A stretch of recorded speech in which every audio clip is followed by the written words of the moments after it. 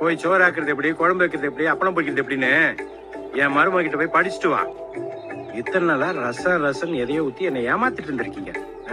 இந்தா குடி, இதான் உண்மையான ரசம்.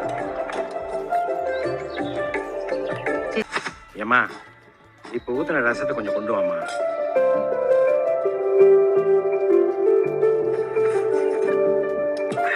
கொஞ்சம் கையில ஊத்துமா.